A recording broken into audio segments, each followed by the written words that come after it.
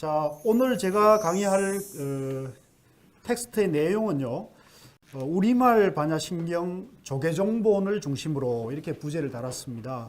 지금 이 박스 안에 들어있는 경전은 최근에 조계종에서 한글로 우리말로 반야신경을 이렇게 편찬해 놨거든요. 자, 그러면 그 박스 안에 있는 그 우리말 반야신경을 같이 한번 청아한 목소리로 같이 합성을 하고 시작하는 것도 의미가 있겠죠. 그러면 같이 시작하겠습니다. 마하반야 바라밀다 심경 관자재 보살이 깊은 반야 바라밀다를 행할 때 온이 공한 것을 비추어 보고 온갖 고통에서 건너느니라. 사리자여 색이 공과 다르지 않고 공이 색과 다르지 않으며 색이 곧 공이요 공이 곧 색이니 수상행식도 그러하니라. 사리자여 모든 법은 공하여 나지도 멸하지도 않으며 더럽지도 깨끗하지도 않으며 널지도 줄지도 않느니라. 그러므로 공 가운데는 색이 없고 수상행식도 없으며 안입이 설신의도 없고 색성양 미척법도 없으며 눈의 경계도 의식의 경계까지도 없고 무명도 무명이 다함까지도 없으며 넓고 죽음도 넓고 죽음이 다함까지도 없고 고진멸도도 없으며 지혜도 얻음도 없느니라. 얻을 것이 없는 까닭에 보살은 반야바라밀다를 의지하므로 마음에 걸림이 없고 걸림이 없으므로 두려움이 없어서 뒤바뀐 헛된 생각을 멀리 떠나 완전한 열반에 들어가며 삼세의 모든 부처님도 반야바라밀다를 의지하므로 최상의 깨달음을 얻느니라. 반야바라밀다는 가장 신비하고 밝은 주문이며 위 없는 주문이며 무엇과도 견줄 수 없는 주문이니 온갖 괴로움을 없애고 진실하여 허망하지 않음을 알지니라. 이제 반야바라밀다 주를 말하리라. 아제아제 바라제 바라성아제 모지사바 아제아제 바라제 바라성아제 모지사바 아제아제 바라제 바라성아제 모지사바. 수고하셨습니다. 자, 그 앞에 이제 반야심경의 개요라 해서 전체적인 것을 하나를 간단하게 좀 정리를 해봤습니다. 반야신경은 부처님 열반 이후 약 400년이 지난 대승불교 흥기시대 수백 년에 걸쳐 편찬된 반야부 경전의 중심 사상을 한문 260자로 집약한 경전이다. 요게 이제 이 반야신경을 설명하는 간단 명료한 구절입니다. 다 이해하셨죠? 네. 자, 그런데 여기에 말이죠. 자, 여기 이 말에 요 한 문장에 깊은 뜻들이 많이 담겨 있어요. 무슨 얘기냐면 반야신경이 부처님 당시에 이게 결집되고 만들어진 책이 아니고 경전이 아니라는 거죠. 그죠? 400년이 지난 다음에 이게 비로소 문자로 경전으로 이게 책으로 엮어졌다는 거예요. 그러니까 그러면 400년 동안 도대체 그럼 뭐 어떻게 했다는 얘기입니다. 어떻게 했습니까? 400년 동안은. 입에서 입으로 암송, 그죠? 구전을 해왔거든요. 그래서 아주 그냥 안한존자 같이 한 번 들으면 다 기억하고 한 번 보면 다 영상, 동영상 찍는 것처럼 쫙 기억이 되는 그런 천재 수재들이 이걸 기억을 해서 들었던 얘기를 기억해서 나는 이와 같이 들었다. 여시아문 이렇게 해서 이제 쭉 이렇게 독송을 암송을 해왔던 전통이 400년이 지나면서 이제 이것이 문서화되겠다. 글자로 좀 정리를 해야겠다. 이렇게 됐죠. 그것은 이제 뭐 종이라든가 인쇄의 여러 가지 그 기술의 발달 이런 것도 이제 같이 병행이 되는 거죠. 자, 그런데 여기서 하나 짚고 넘어가야 될 것은 부처님 경전이 몇 권이나 됩니까? 통칭 해서 84,000 경전이라 하고 84,000이라는 건 꼭 권수가 84,000이라는 뜻은 아니고 인도에서 84,000 그러면 헤아릴 수 없이 많은 것을 수치로 이렇게 되는 걸 84,000이라면 지금처럼 컴퓨터라든가 그죠 뭐 이런 것이 없었을 때니까 책을 이렇게 하나를 본다거나 경전을 하나를 이렇게 듣는다 했을 때 그걸 하나 듣기도 쉽지 않은데 수없이 많은 가지수를 이렇게 들었을 때는 너무나 방대했겠죠. 그래서 그 너무나 방대한 걸 통칭해서 84,000이라고 표현했거든요. 근데 그게 이제 84,000 너무나 방대한 경전이 실제 또 방대합니다. 실제 방대한데 부처님이 이제 80세에 돌아가셨는데 우리가 보통 이제 부처님이 29세, 28세 출가를 해가지고 35세에 이제 견성성불, 성도를 깨달았다 그러거든요. 그래서 35세 이후에 이제 보통 부처님이 설법을 시작했거든요. 그러니까 보통 한 45년 동안 설법을 하신 겁니다. 설법을 했는데 45년 동안 설법을 했으니까 그 분량이 굉장히 많았죠. 많았습니다. 그래서 그 45년 동안 분량이 굉장히 많았는데 그것을 이제 후세에 불교 연구자들이 스님들이 이제 이걸 연구를 해보니까 쭉 많은 경전들이 이렇게 분류를 해보니까 거기가 이제 대체로 대승불교권에서는 이렇게 표현을 합니다. 부처님이 견성을 하시고 성불을 하시고 21일 동안 중생에게 설법을 하지는 않으면서 스스로 마음속에서 하늘에 있는 범천들을 상대로 해가지고 21일 동안 법문을 하셨다 그래요. 자, 그런데 이제 그 범천이 권유를 하죠. 내가 지금 이 심오한 깨달음을 과연 내가 얘기를 했을 때 들어서 이걸 알 수 있는 사람이 얼마나 되겠는가 이런 문제를 걱정을 하셔요. 너무나 심오해서. 그러니까 이제 범천이 권유를 하죠. 꼭 이런 얘기는 아닙니다만은 이제 제가 지금 요약을 하자면 그러거나 말거나 한두 사람이라도 귀가 열린 사람이 있으면 듣고 깨칠 수 있다면 보람이 있지 않겠습니까 하는 말에 부처님도 용기를 냅니다. 좋다. 한 사람이라도 해서 이제 법문을 시작을 했는데 그때 이제 법문을 첫 시작한 게 아안부경전이라 그래요. 아안부경전. 우리 앞서 이제 조준호 박사님이 중아안부경전을 강의를 했죠. 그리고 이제 아안부경전도 이제 좀 방대합니다. 여러 가지 다양한 경전이 있는데 요즘 흔히 이제 번역돼 원어로 얘기할 때는 니까야라고 표현을 해요. 니까야라고 해서 나오는데 지금 이제 남방 쪽에서 이렇게 그 니까야를 그 번역해서 이렇게 들어오는 것은 대성불교권의 그동안 그 한문 경전으로 아안부를 이해하고 공부한 거와 하고 내용에 있어서는 크게 차이가 없어요. 제가 봤을 때 새로운 주장을 하시는 분이 들어 있는데 제가 봤을 때는 내용에서 새로운 건 없어요. 다만 남방에 이제 전해주었던 팔리어라든가 산스크리트를 그걸 이제 그 바로 우리 글로 번역했다는 의미는 있지만 그럼 한문으로 이렇게 역경한 그 논사들이 역경사들이 없는 얘기를 한 건 아니란 말이죠. 그 당시에 이미 산스크리트를 가지고 한문으로 이렇게 번역을 시켜 나온 거고요. 우리는 이제 우리말 고려대장경은 그 한문을 이제 저본으로 해서 뭐 일본어라든가 이런 것들을 이제 참조해 가지고 이제 한글을 우리말로 이렇게 만들어 놓은 거죠. 자, 그런데 이 12년 동안 이제 아안부경전을 설했어요. 그러니까 부처님이 일반 중생에게 설법을 맨 처음 시작한 것은 아안부인 건 확실해요. 이해하시겠죠? 그래서 그 중에서 이제 아주 그 요긴한 대목 중에 하나가 율장입니다. 율장. 율장은 이제 경율론이라 해서 부처님의 설법을 크게 세 가지 갈래로 보거든요. 그래서 경은 이제 부처님이 설한 것을 모아놓은 것을 경이라 그랬고, 말씀을 모아놓은 걸 경이라 그러고, 계율을 집대성하는 걸 율장이라 합니다. 율장.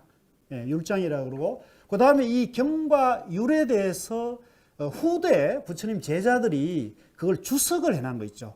이게 저처럼 이렇게 강의를 하고 뭐 이렇게 해가지고 그게 줄을 달아놓고 분석을 해놓은 거를 논이라 그래요. 논. 그래서 경율론 이걸 이제 3장이라고 하죠. 불교에. 뭐 이런 얘기도 사실은 굉장히 골치 아픈 얘기고 복잡한 얘기예요. 그러나 참고로 알아두는데 그 중에 이 안부에서 이제 율장이 있는데요. 이 율장에 초전법륜경이라는 부분이 있어요. 초전법륜. 그게 뭐냐면은 아안부경전.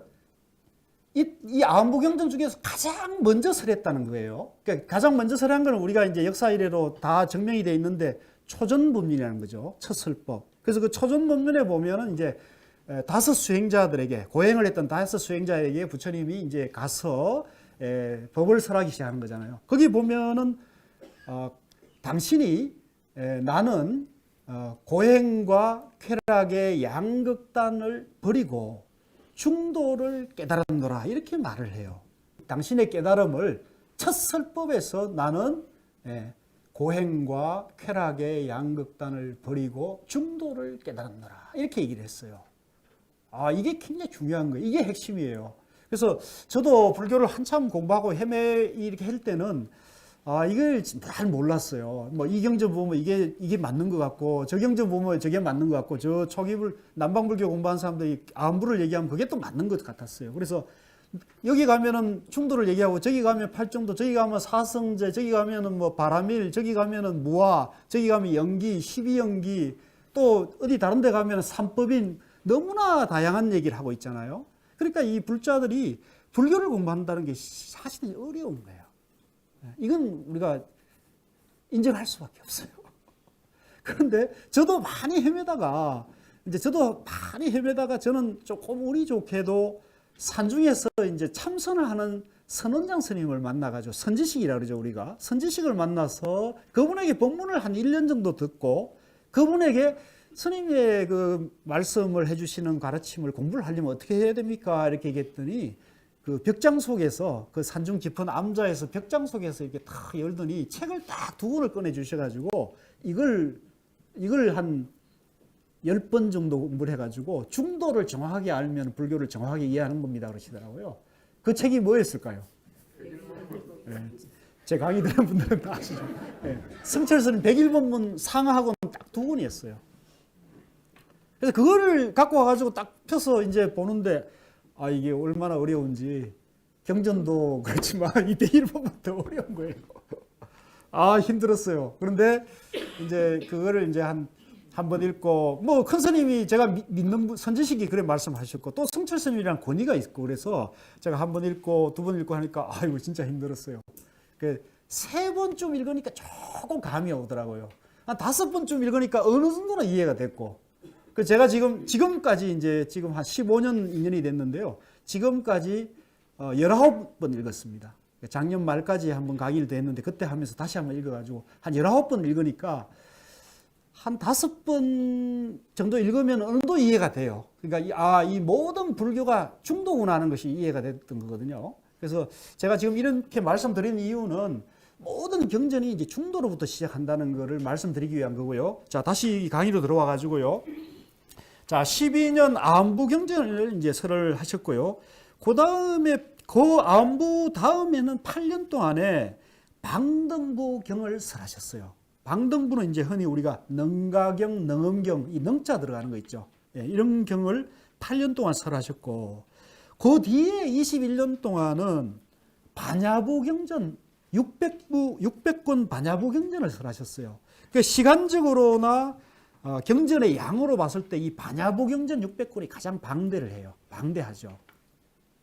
그 다음에 이제 마지막 8년 동안은 법화 열반부를 해가지고요. 여러분 잘 아시는 법화경과 열반경을 설하셨거든요. 기타 등 경들이 있습니다. 그래서 전체적으로 봤을 때는 가장 그 많은 동안의 반야부 경전을 설하셨고요. 이 반야부 경전이 600권인데 이게 얼마나 큰 분량이냐면요. 우리 그 한글 그 대장경이 있죠. 고려 대장경 하해인사에 있는 그걸 번역해 가지고 낸 것이 약 한 그 책이 230권 정도 되나요? 230권 내외가 되는데 그 중에 한글 대장이 21권에서 40권까지가 반야부 경전이에요. 반야부 경전인데 그게 누가 조사해낸 바에 의하면은 총 페이지 수가 12,000페이지예요. 12,000페이지. 그러니까 얼마나 많겠어요. 그리고 그거는 화엄경이 이제 80권이 가장 많은 경전이 화엄경이 80권인데 화엄경 80권이 7배나 많은 분량이 반야부 경전이에요.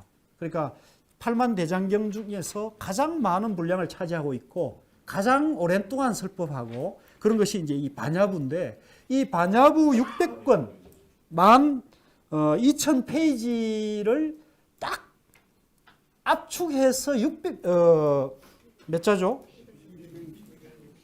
260자로 딱 압축시켜 놓은 게 반야신경이죠. 그러니까 사실은 팔만대장이나 경전도 너무나 방대한데 그 경전의 중요한 중심부를 차지하는 반야부 경전을 그 방대한 양을 260자로 이게 딱 압축시켜 놨으니까 이것만 이해하면은, 공부해서 이해하면은 불교의 핵심을 어느 정도 이해할 수가 있겠죠. 자, 그래서 다시 이제 아까 지문으로 들어와 가지고요. 자, 부처님의 84,000 경전 중에 가장 짧은 것에 속하나 두 번째 줄입니다. 불교의 핵심이 가장 압축되어 있어 불교의 모든 법회 의식 때 반드시 독송하고 있다. 근데 이거는 이제 남방권 불교에서는 이걸 그렇게 하지는 않아요. 이거는 이제 대승불교권에서는, 그러니까 한국, 중국, 일본, 저 베트남, 몽골, 티베트 쪽은 이제 항상 의식을 할 때 이 반야신경을 독송을 해요. 그래서 저 틱약한 스님이 하는 그 플럼빌리지 가보니까 이걸 또 독송을 하더라고요. 그러니까 뭐 티베트 그 달라이라마 행사에도 아마 이걸 하는 걸로 알고 있는데, 그래서 전체적으로는 이제 그렇게 대승불교권에서는 이걸 이제 굉장히 그 소중한 그 소이기로 하는데, 남방에서는 이제 그렇진 않아요. 왜냐하면 남방에는 이런 경전 자체가, 대승부 경전 자체는 이제 그쪽에 통용이 안 되고 있어요. 원문도 두 가지로 전해지며, 한문역으로는 구마라집 스님 역의 마하반야 바라밀 대명주경, 이게 이제 여러분 잘 아는 그 역경사 중에, 중국의 한문 역경사 중에 2대 역경사가 이제 구마라집과 현장법사죠. 구마라집은 이제 여러분 그 금강경 아시죠? 금강반야 바라밀경. 그 금강경, 우리 이 북방권 대승불교권에서 금강경을 가장 많이 읽히고 독송하는 게 이제 금강경인데, 그 금강경을 이제 구마라집이 번역을 했어요. 근데 현장법사 구마라집은 500년대 스님이시고, 현장법사는 670년, 660년대 스님이신데, 활동하신 스님이신데, 후대에 이제 현장 스님이 이 반야신경도 이제 구마라집 번역본이 있고, 또 현장 스님이 이제 그것이 좀 마음에 안 들어가지고 당신이 번역한 게 이 반야바라밀다 신경이에요. 그런데 현장 스님 본이 이제 대승불교권에서 표본으로 자리 잡았는데, 그 중에 이제 유명한 색적 시공 공적 시색, 이게 이제 반야신경의 핵심이죠. 그래서 요게 이제 현장 스님 본에 이제 요걸로 딱 압축을 시켜놨기 때문에 이게 유명한 구절로 반야신경의 상징이다. 우리 조계종에서도 이제 한글 우리말 반야신경도 현장 스님 한역본을 중심으로 해서 만들었습니다. 자, 여러분 잘 아시는 서유기 있잖아요. 손오공 나오는 서유기. 서유기의 이제 그 현장법사가 바로 이 우리 지금 공부하고 있는 한문 반야신경을 역경하신 분인데요. 우리 한문 판본으로는 고려대장경의 반야부에 있는 것이 대표적이며, 우리나라 고려대장경에 한글로 된 것으로는 1463년 세조 9년에 한계희 등이 왕명에 의해 번역하여 강경도감에서 간행한 반야바라밀다 신경 은혜본이 있다. 그래서 그런 은혜본이 이미 이제 우리 글 본이 이미 있었다는 걸 참조를 하시고요. 반야신경 범어 원본은 두 종류가 있는데, 자, 범어 원본이 왜 중요하냐면요, 한문으로 만든 경전이 다 범어를 이제 저본으로 해서 번역을 했기 때문에 범어 원본이 중요한 거죠. 원본은 두 종류가 있어요. 하나는 다른 경전들처럼 여시아문으로 시작되는 서분과 환희봉행으로 끝나는 유통문이 있는 광본. 그러니까 이 광본은 보통 일반적인 경전이 있죠. 여시아문으로 시작하는 그거와 똑같은 패턴으로 된 게 있다는 거죠. 근데 또 다른 본은 이 앞뒤가 없이 정종문, 알맹이만, 지금 우리가 그 우리글 그 반야신경, 한문 반야신경처럼 딱 정종부만, 여시아문이 없는 그것만 딱 있는 번본이 있다는 거죠. 이게 이제 약본이라 그래요. 우리가 수학에 알고 있는 것은 이 약본으로 부처님이 관자재 보살을 예로 들어 사리불에게 반야사상을 설하는 형식으로 되어 있다. 자, 그러니까 여기 보면 관자재 보살도 나오고 사리불이 나오잖아요. 요거 이제 헷갈리기 쉬운데, 부처님이 이제 여기는 부처님이 등장하지는 않죠. 그런데 거기에 이제 부처님이 설한 형식으로 되어 있다는 겁니다. 그러나 광본에 따르면, 그러니까 우리가 일반적인 경전본에 따르면 부처님은 왕사선 영치산에서 산매에 들어 그 산매 속에서 관자재 보살이 옛날 반야바라밀다를 행할 때의 모습이 나타난다. 이때 사리불이 부처님의 힘을 빌어 신통력을 빌어 관자재 보살에게 보살이 행할 바를 묻고 이에 대해 관자재 보살이 약본의 내용을 그대로 설하는 것으로 되어 있다. 부처님이 삼매 속에서 관자재 보살이 설법을 행하는 형식이다. 자, 그러니까 이거는 이제 지금 우리가 공부하는 이제 앞으로 공부할 반야심경은 부처님이 삼매 속에서 일어나는 일이에요. 그러니까 이게 거룩합니까? 뭐 별 볼 일 없는 얘기일까요? 굉장히 거룩한 얘기예요. 부처님이 삼매 속에서. 그러니까 이거는 어찌 보면은 그 손가락, 그러니까 팔만대장이 대부분 다 손가락 방편 법문이거든요. 예, 팔만대장이 거의 손가락 법문이에요. 뗏목과 같은 거예요. 그래서 건강경에 보면 여러분 잘 아는 유명한 말이 내가 설한 바 법이 있느냐 그랬죠. 묻죠. 내가 설한 바 법이 있느냐 그러니까 뭐라고 대답합니까? 수보리가. 처음에는 법이 있다 그러죠. 예, 설한 바가 있으면 되니까 설한 바 법이 있다고 하면은 나를 칭찬하는 것이라 했습니까? 비방하는 것이라 했습니까?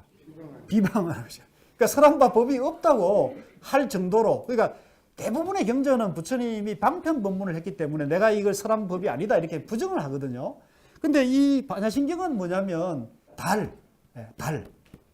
법에 가장 가까운 경전의 핵심이 담겨 있기 때문에 이게 이제 굉장히 귀한 법문이에요. 그래서 대승불교권에서 왜 이 반야심경을 반야부 경전을 중요시하느냐, 또 그 중에서 반야심경을 왜 선언이나 어디를 가더라도 선방에도 항상 이걸 이제 독송을 하지 않습니까? 그러니까 또 여러분 잘 아는 우리 조사선을 정립한 육조 스님의 육조 단경에도 보면 맨 먼저 그 법단에 올라가서 육조 스님이 뭐라고 시작하냐면 선지식들아 깨끗한 마음으로 반야바라미를 설할 테니까 잘 들으라 이렇게 얘기해요. 반야바라밀 법을 설한다 그랬잖아요. 반야바라밀 바로 이 반야심경이 말하는 반야바라밀을 얘기하는 거예요.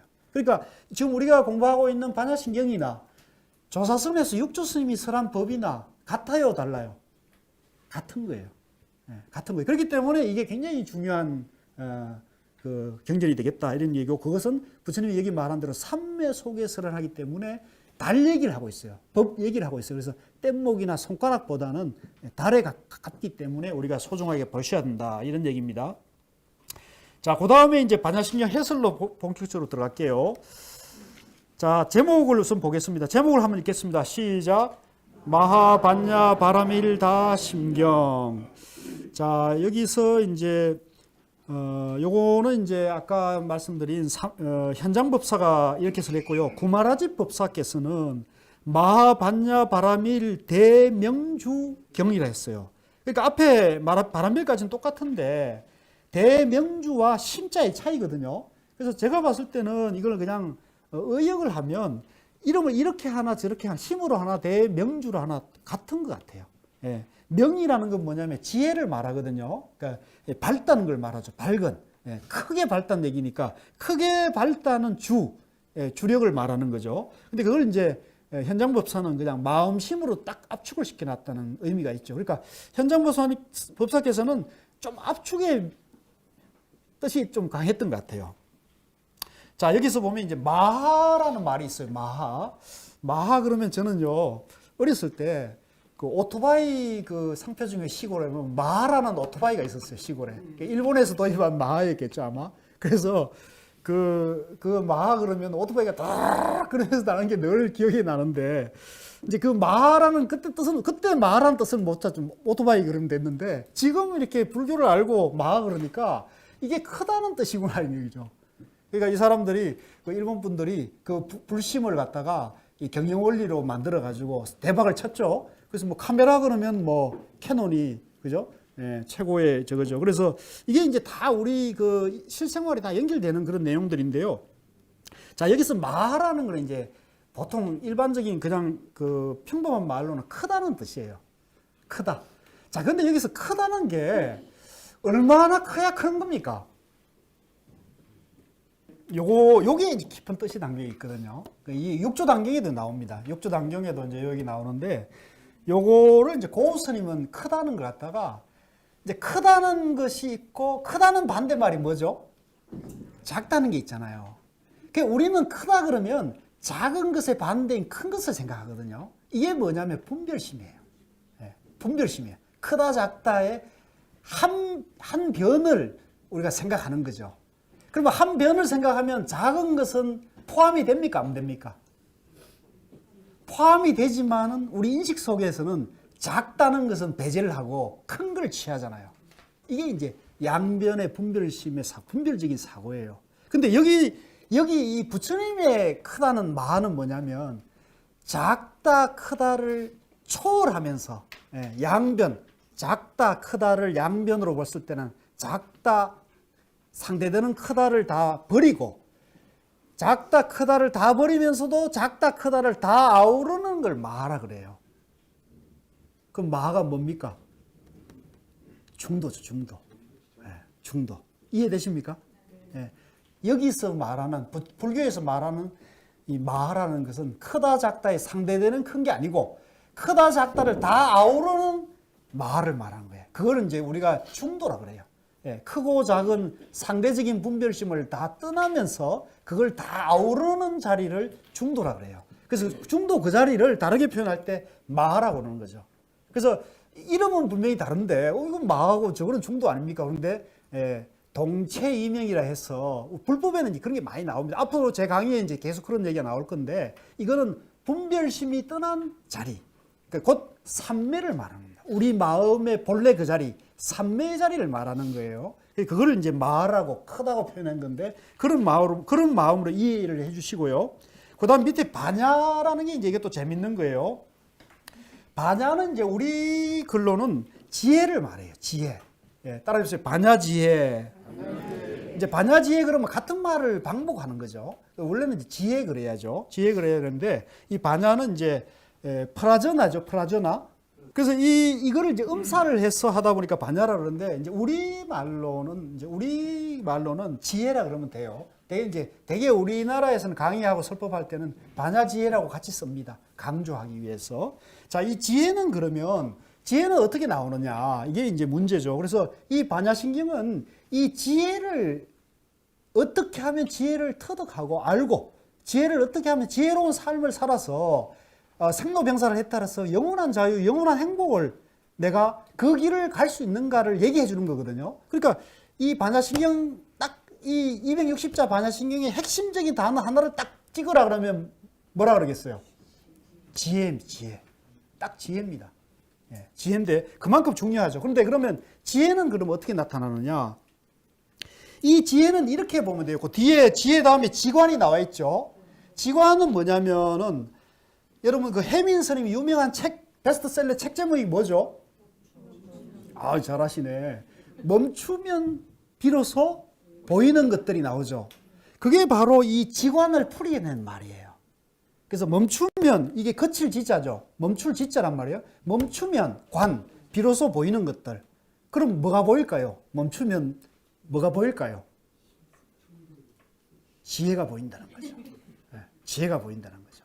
뭐 그러면 자, 보이는 것은 지혜로 판명이 났어요. 그럼 뭘 멈춰야 지혜가 나오죠? 뭘 멈춰야 될까요? 생각, 망상, 분별심. 그렇죠. 그러니까 우리가 생각, 망상, 분별심이라는 답이 나왔는데요. 다 맞는 얘기인데 그 생각, 망상, 분별심은 또 뭐 때문에 일어날까요? 집착이 집착. 그죠? 이해되시죠? 뭐에 대한 집착이에요? 이제 그거를 부처님께서는 양변에 대한 집착이라고 했어요. 양변. 권력이 있다, 없다. 재산이 많다, 적다. 이게 집착인 거죠. 그죠? 자, 그래서 요 망상, 분별심을 멈춰야 되는데 분별심의 구체적인 내용은 뭐냐면은 양변에 집착하는 거예요. 제가 아까 양변을 상징적으로 등장시켰던 게 뭐냐면 크다, 작다에서 그죠? 대소조, 크다, 작다. 또 많다, 적다. 또 잘났다, 못났다. 선, 악, 부처, 중생, 깨달음, 미망. 이게 전부 양변인 거예요. 남, 여. 동서, 남북, 진보, 보수, 좌, 우, 여, 야. 그러니까 이 세속적 삶은, 세속 세계는요, 전부 이런 상대분별의 사고방식 속에서 이렇게도 집착하고 저렇게도 집착하고 이렇게 집착하고 저렇게 미워하는 삶이 이 세속적 사고방식이에요. 이걸 우리가 이분법적 세계관이라고 그래요. 자, 그래서 자, 이런 상대분별심에 집착해서 좋은 날, 싫은 날을 교차 반복, 행복과 불행을 교차 반복하게 되면 우리가 어리석은 사람이 되는 거예요. 그러면 중생이, 그런 사람은 우리가 중생이라는 거예요. 그러면 여기서 지관은 뭐냐면 그 분별심, 상대 분별심, 양변에 대한 집착을 멈춘다는 거예요. 멈춘다. 예, 그걸 버린다는 거죠. 차단하는 거예요. 예, 욕망, 집착을 미워하고 좋아하는 마음을 딱 차단해버리면 그 차단하는 마음자리에서 뭐가 나오느냐? 지혜가 나온다는 거죠. 예, 이게 지관입니다. 따라서 지관. 지혜가 어떻게 나오냐면 불교에서는 이 지관을 해야 돼요. 예, 분별심을 비우면은 거기서 바로 지혜가 나오는 거예요. 자, 그 다음에 이 지관이 뭐냐면은 이거를 부처님은 중도라 하는 거예요. 중도. 지관이 중도예요. 예. 그리고 그 중도를 이제 불교에서는 다른 말로 연기라 그래요. 연기. 선은 악에 의지해 있고, 악은 선에 의지해 있고, 부처는 중생에 의지해 있고, 중생은 부처에 의지해 있고, 잘 사는 사람은 못 사는 사람에 의지해 있고, 못 사는 사람은 잘 사는 사람에 의지해 있다. 권력이 있는 사람은, 대통령은 국민에 의지해 있고, 국민은 대통령에 의지해 있는 거예요. 그죠? 이게 이제 서로 어우러는 것을 우리가 중도라 그래요. 어느 한쪽을 배제하고, 어느 한쪽에 집착하고, 어느 한쪽을 배제하게 되면 이거는 중도가 아니에요. 그러니까 내가 진보주의자라 해가지고 진보를 집착하고 보수를 배제하면 그거는 지혜가 안 나오는 거죠. 아시겠어요? 내가 보수라 그래가지고 진보를 미워하고 진보를 없애야 한다 생각하는 사람은 어리석은 사람인 거죠. 예. 지금 우리 한국 정치나 이 세계 인류에서 왜 이런 정치가 어려워지느냐면 답은 여기에 딱 있어요. 내가 생각하는 것이 옳다. 내가 생각하지 않은 것은 잘못된 것이다. 저 사람들은 처부서 없애야 된다는 거죠. 자, 그래서 다시 좀 압축하면 반야는 지혜를 말하고요. 지혜는 지관입니다. 예, 상대 분별을 막아버리고 그 자리에서 지혜를 나온다는 거죠. 집착을 비우고 집착을 비우면 지혜가 나오는 걸 지관, 따라서 지관, 중도. 그 다음에 이제 부처님이 이 중도가 8정도라고 그랬어요. 조전법륜경에 그대로 나옵니다. 그래서 8정도가 8가지 바른 길인데 그 중에 맨 앞에 나오는 게 뭐죠? 정견이거든요. 그러니까 중도 이꼬로 8정도인데요. 8정도가 맨 앞에 나오는 게 정견이기 때문에 중도로 보는 사람은 정견이 선 거예요. 그래서 지혜로운 사람은 중도로 보고 중도에 대한 안목을 갖춘 사람은 지혜로운 사람이에요. 자, 그래서 반야지혜는 곧 중도 정견을 말하는 거예요. 아시겠어요? 그러니까 지혜롭게 살려면 중도를 알아야 되고 중도로 살려면 지혜가 나오는데 그것은 우리가 불법에 대해서 바른 안목을 갖춰야 돼요. 따라서 정견, 바른 안목, 이게 핵심입니다. 예, 일단 우리가 깨달음은 일단 조금 뒤로 미루고, 그죠? 내가 뭐 화두를 타파해서 또 삼매를 성취하는 건 조금 미루고, 일단은 뭐냐면 무엇이 바른 길인가? 무엇이 삿된 길인가? 이걸 알까요? 모를까요? 저는 알 수 있다고 봅니다. 예. 근데 확실히 알려면 뭘 공부를 해야겠어요? 백일본문을 공부하든가 반야신경을 공부하는 게 좋아요. 예, 여러분들은 복이 많아요. 그죠? 예, 복이 없다는 사람은 지금 제 강의가 잘 이해가 안 돼서 그러는데 그거는 제가 강의를 잘 못해서 그러니까 이해해 주시고요. 자, 그 다음에 이제 바라밀다라는 게 있는데요. 바라밀다는 이제 파라미타의 이제 음사인데요. 이거는 이 언덕에서 저 언덕을 걷는다는 뜻이에요. 걷는다는 뜻인데 어떤 언덕으로 건너갈까요?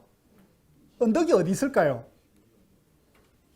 언덕이 이 언덕과 저 언덕이 있는데 이 강과 저 강이 있는데 어떤 강을 건너는 걸까요?